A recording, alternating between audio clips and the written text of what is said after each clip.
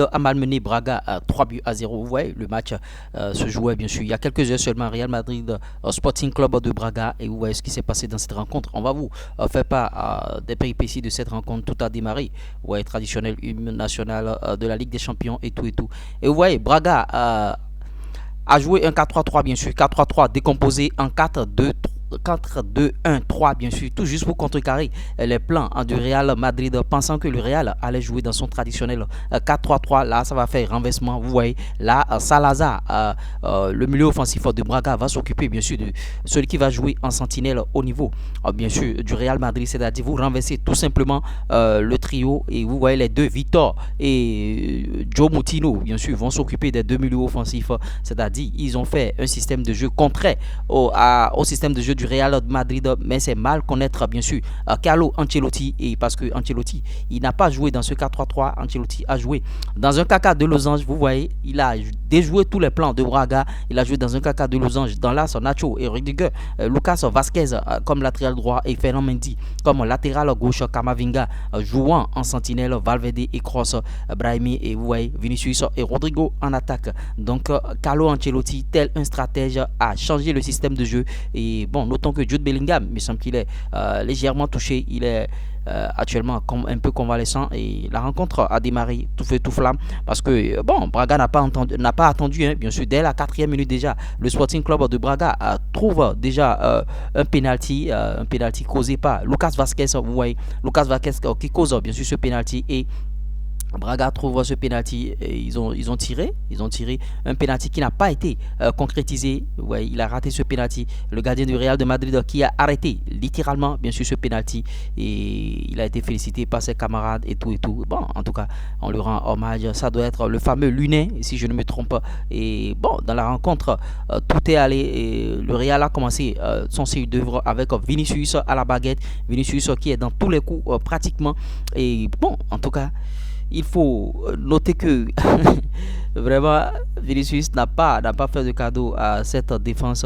Et bon, 19e minute, à la 19e minute, il y a quelque chose qui s'est encore passé. Un penalty aurait dû être sifflé encore. Ouais, et ça a jasé sur la toile. Penalty aurait dû être sifflé, 19e minute. Je ne sais pas si j'ai les images ici. Oui, oui, oui, oui, oui, oui, oui, oui, oui, oui, oui, oui.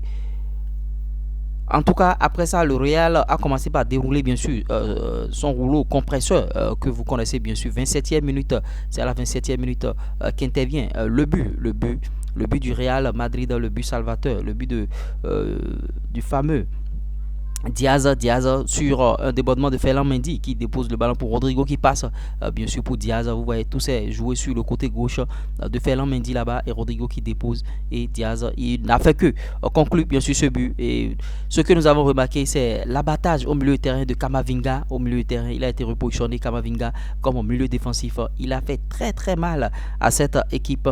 Et bon, 54e minute, gros relâchement bien sûr. Et ouais, 54e minute encore, il y a notre ami Diaz qui a raté une grosse occasion, s'il vous plaît. Diaz a raté une grosse occasion. Et à la 57e minute, Vinicius va frapper. 57e minute, Vinicius Junior, il va marquer son but. Il est toujours en profondeur, cherchant les ballons. Et vous voyez, Carlo Ancelotti qui était très très content sur ce match.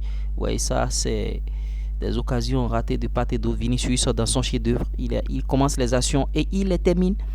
Il commence et il les termine, Vinicius Junior. 57e but de Vinicius. Et 60e minute, baisse de régime du Real de Madrid. Mais c'est dans ce truc-là, le baisse de régime là, que Rodrigo arrive encore à trouver. Voilà, bon, image concernant le but de Vinicius. Rodrigo arrive encore à trouver le chemin des filets à la 60e minute, l'heure de jeu et tout et tout. Bon, le Real a atomisé tout simplement cette équipe de Braga.